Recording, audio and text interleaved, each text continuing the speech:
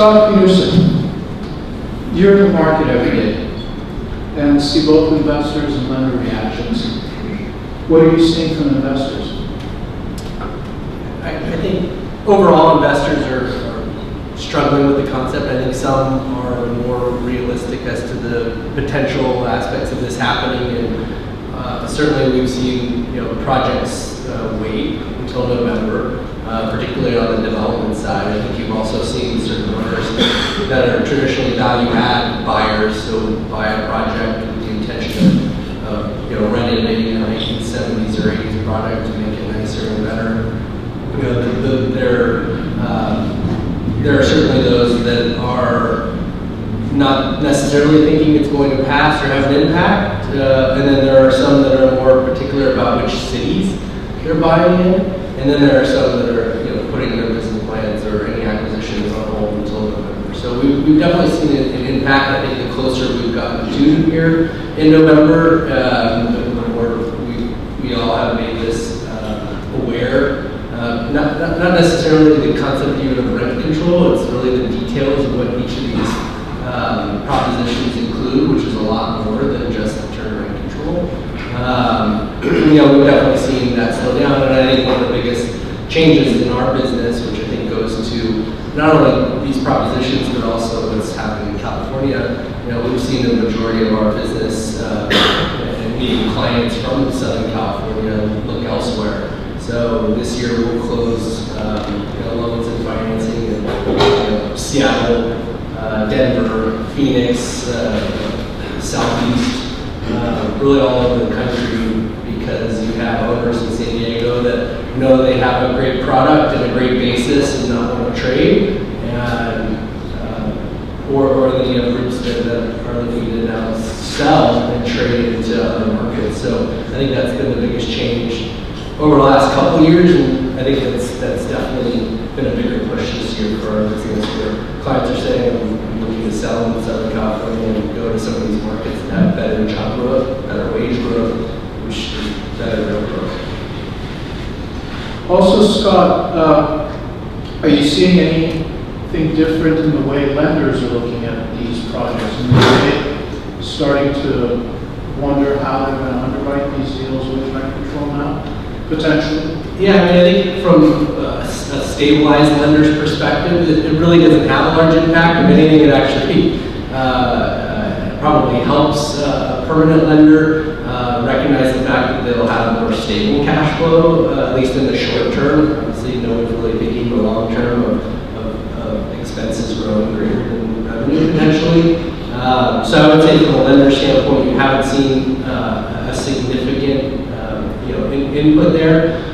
You certainly see construction lenders and equity investors on the development side or heavy value add say take more attention, especially this last year as you've seen rents start to stabilize at such high levels, and costs just continue to grow. So construction financing has certainly become very difficult in the last year, not because it's unavailable, but because costs continue to outpace the increase in rent. So these properties to develop are just harder to pencil in general, and this will make it even harder. There's going to be some question that both you and Dan Floit would switch off on. Dan, you have several projects in the development pipeline. How has this affected your decision to move forward or not?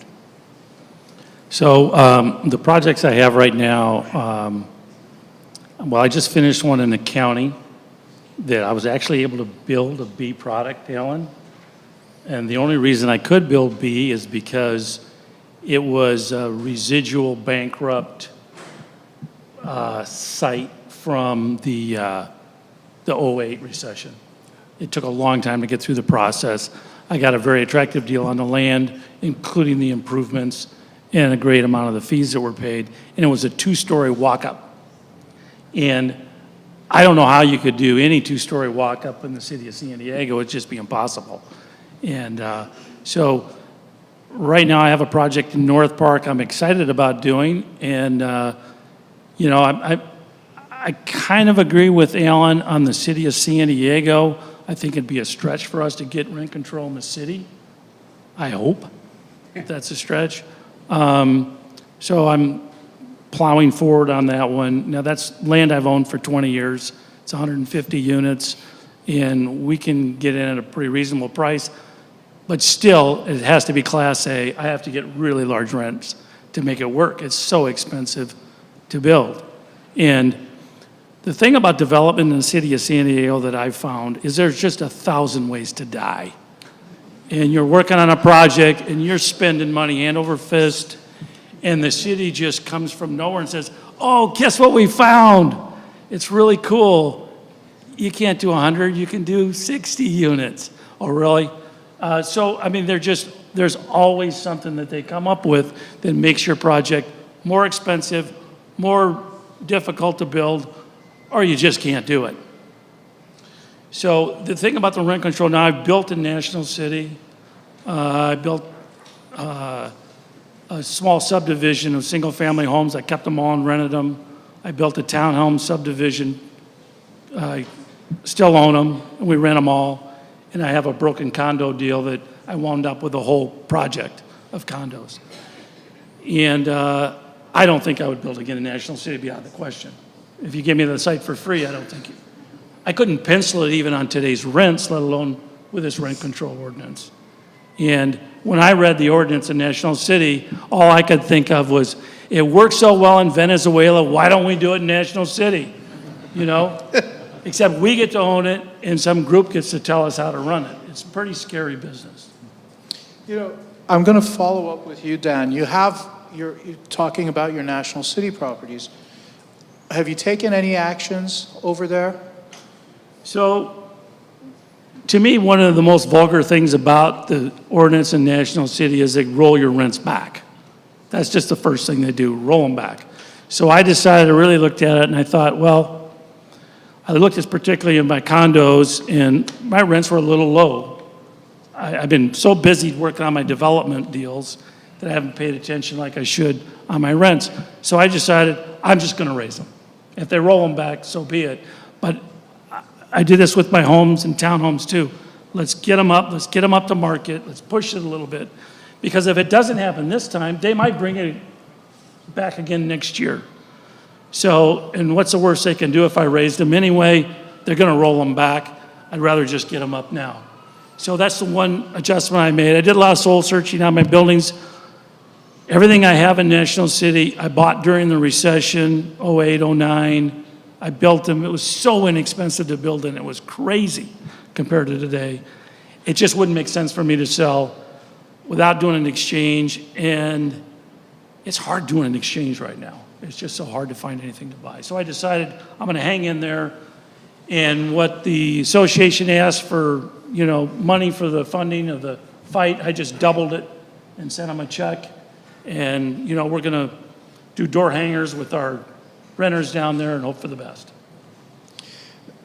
Dan, in the city of San Diego, where you own a large number of buildings, are you doing anything differently there? Are you also now kind of prepping for this by raising your rents? So in addition to I took the same attitude with our buildings we own in San Diego. I've had a number of buildings we've owned for a long time, and I asked all my managers, go through all the rents, let's start raising everything up to market just in case it comes. Let's get prepared for it. You know, I have buildings with low basis. I've owned them a long time. And it wasn't that, you know, it doesn't affect me that much to keep the rents a little bit below market. But after this, I just decided, get the rents up where they should be. Now, there's another thing that I've found, one of the 1,000 ways to die in development. So I have a project I've owned for 20 years. It's 31 units. I want to bulldoze them and replace it with 150. Wouldn't you think the city and everybody would be enthusiastic? Well, not so much. First of all, you have to go through this thing called historic. That's a whole torture chamber on its own. I get through that, and then I find out I'm doing a bonus density with affordable on site. If the units you have in your building, if the people are below a certain income, I may have to provide more affordable housing in the building I'm building. Seems like a nice thing to do. Trust me, it's a budget buster. If you have to put this affordable in your building, it kills your budget because the rents are ridiculously low. So as a general rule, I just go, all my older buildings, if there's any chance in the future, they may be demolition material. I'm raising the rents up, I'm remodeling them, and I'm renting them to people of a certain income threshold. It's a little complicated.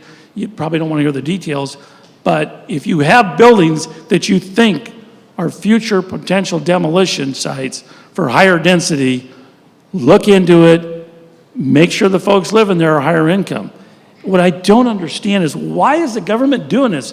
It's the unintended consequences are so devastating to our renters. Why should I have to punish the people living in my building now because of what I might do in the future? Makes no sense to me. And one last question. We've spoken a little bit. You have a 1031 exchange that's coming up. Has this changed your philosophy on how you're going to invest those proceeds? Well, so fortunately, I started diversifying my portfolio over the last 8 or 10 years, and about 40% what I own now is commercial, industrial. I have some storage facilities. So I feel like I have some, a little bit of expertise in that area. And because of the rent control thing, I have an exchange coming up with a fairly substantial amount of money, and I was able to extend my closing date by 6 months. I want to kind of get through this election, kind of see what happens. I'm a little bit nervous about where I may buy going in. I prefer to buy land and build if possible for a lot of tax reasons. But I may wind up just going back into some retail or industrial. This is a question for both Scott and Dan. How do you see all this playing out in the San Diego market in terms of activity and transaction volume?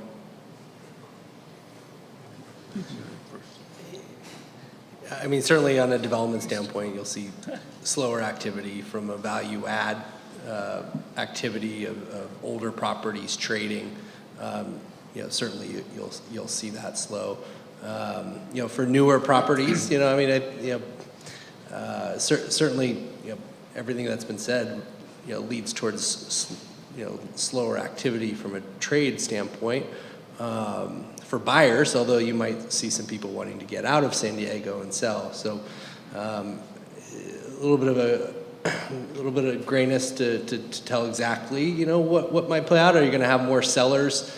Like I said, a lot more of my clients looking to sell in San Diego and move elsewhere, move their money elsewhere to markets where you can achieve higher returns. And a lot of these other markets I've mentioned have, higher cap rates and higher rent growth on top of it. So they become fairly attractive. So, it's hard to say. I think you'll certainly see people want to sell, so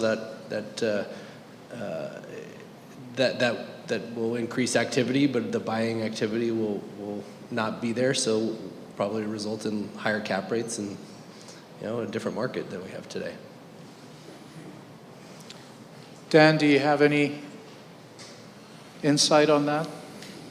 I'm sorry, could you give me the question? Let me give you the question again. How do you see the market activity and transaction volume being affected by this uncertainty here in San Diego? Well, fortunately, we don't have to wait that long. We're going to get a decision here pretty soon on it, aren't we? It would seem to me that there may be some hesitation in the marketplace right now. I could give you one example. So I own one of the Toys R Us buildings in San Diego. I own the one on Marina Boulevard that, of course, they're, filed bankruptcy, and I got possession back on my building. I have about just under 3 acres of land in that site. We're right at a trolley stop. I used to own the Armstrong where their trolley stop is going, and the trolley stop's right at my Toys R Us building.